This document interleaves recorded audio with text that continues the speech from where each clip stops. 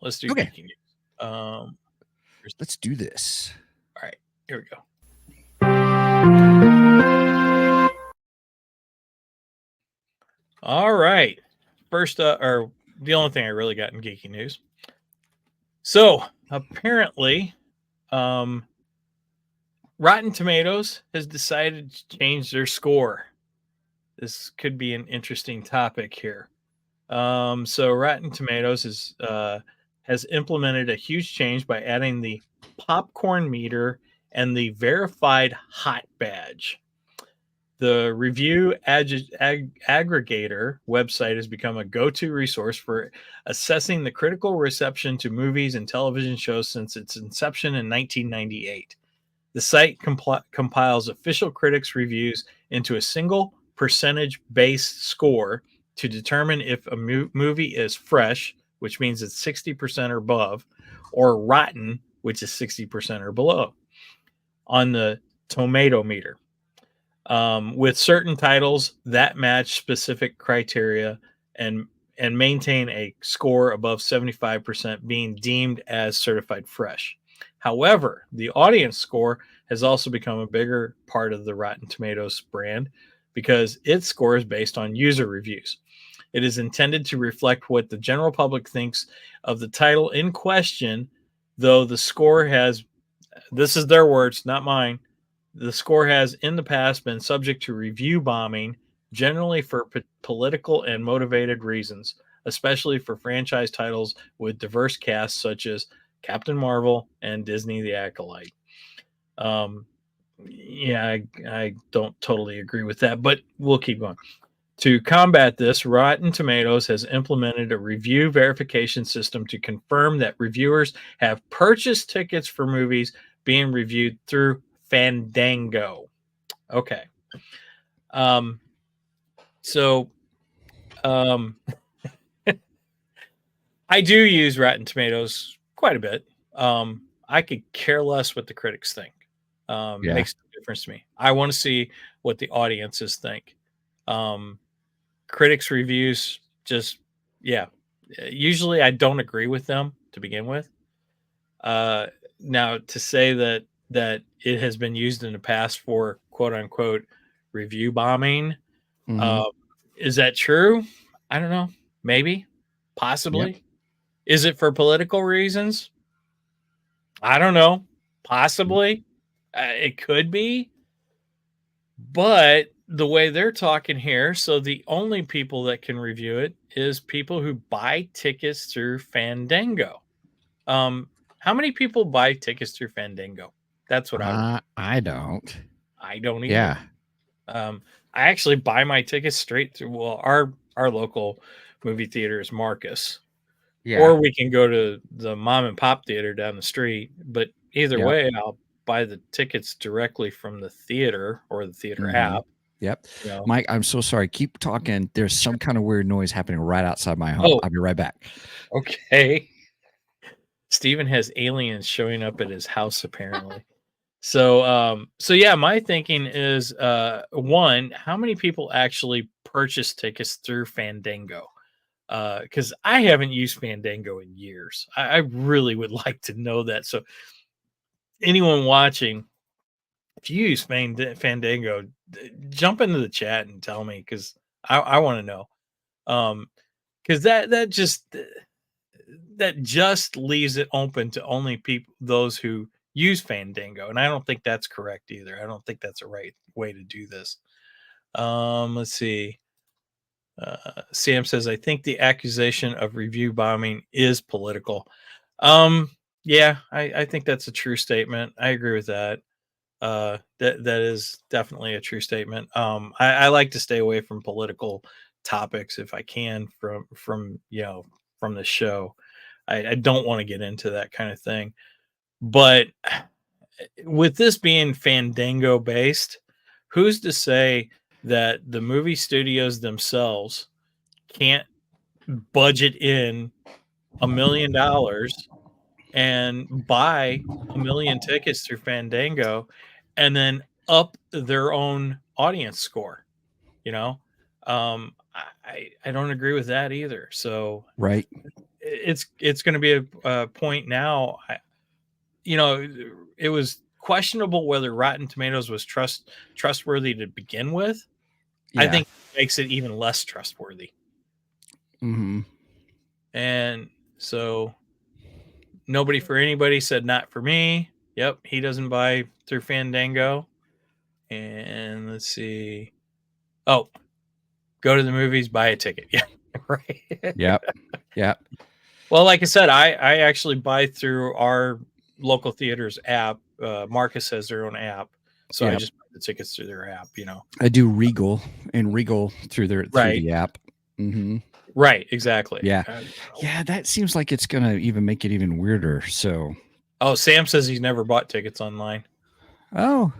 He does it old school. he's never paid the extra 50 cents to $1.50 in fees to do it online.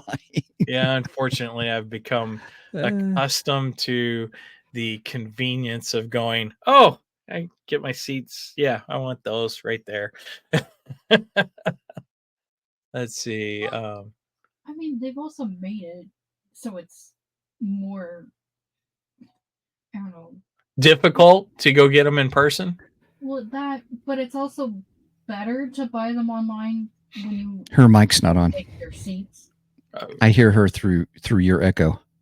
Oh, really? Yep. That's weird. Turn me out.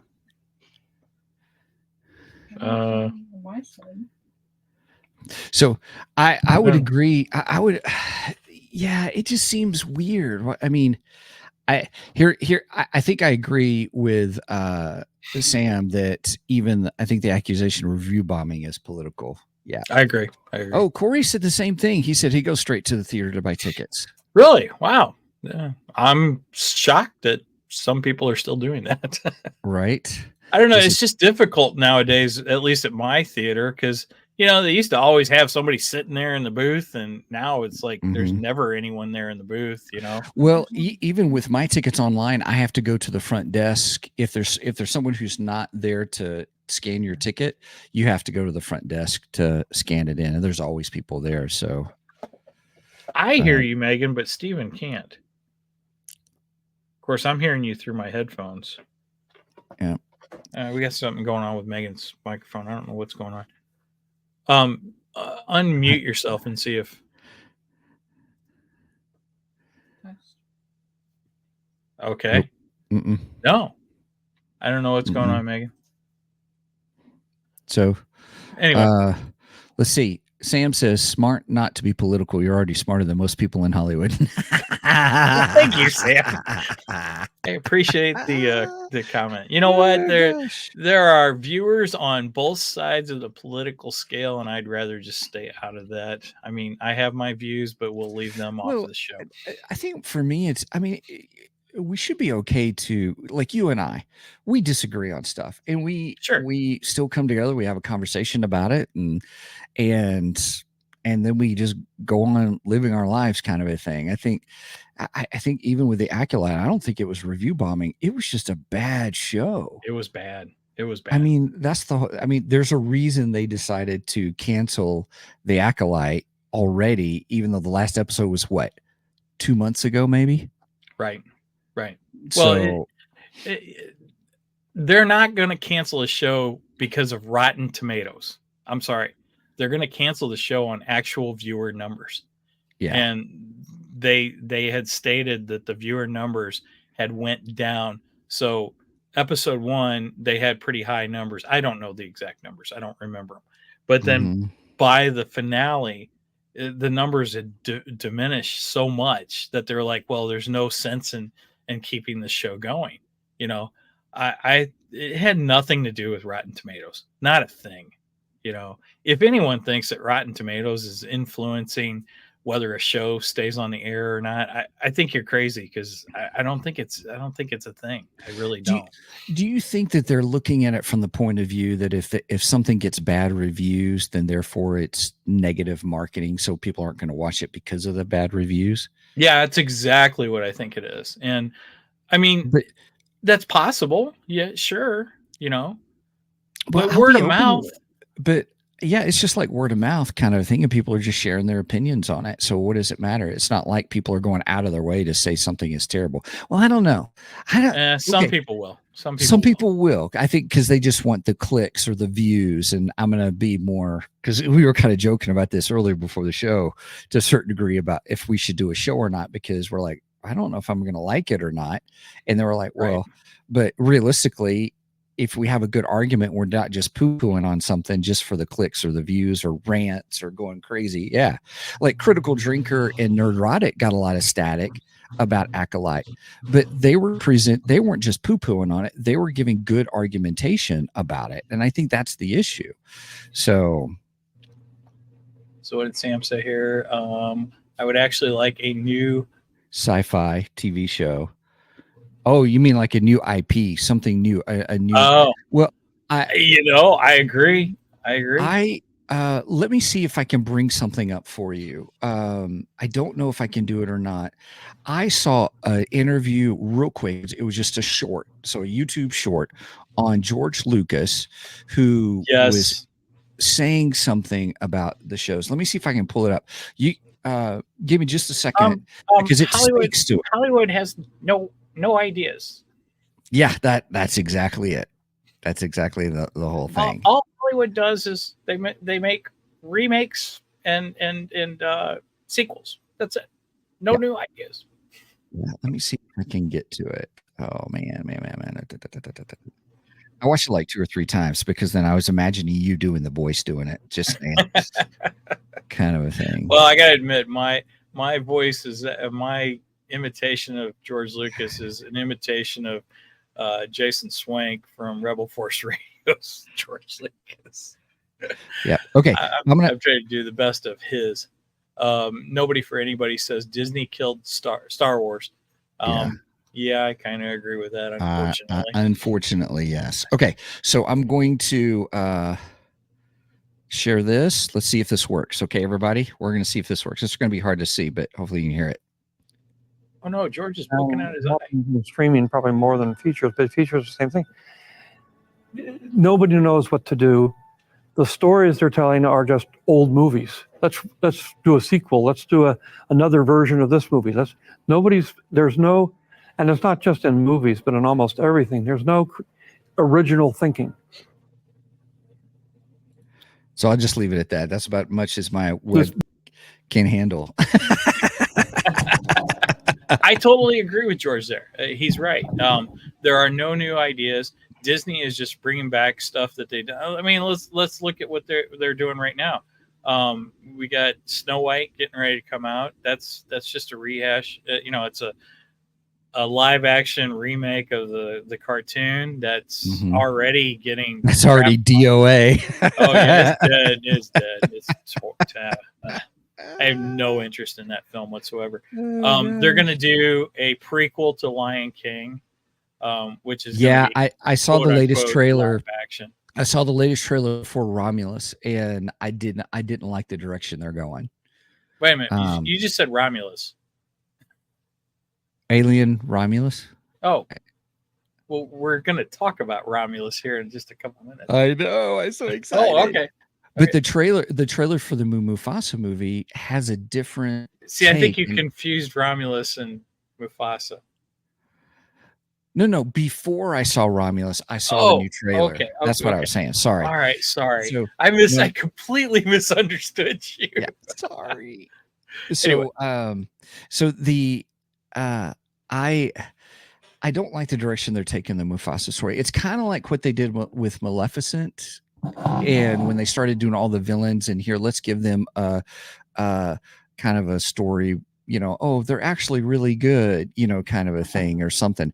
I don't know. It's just a weird, it's just weird.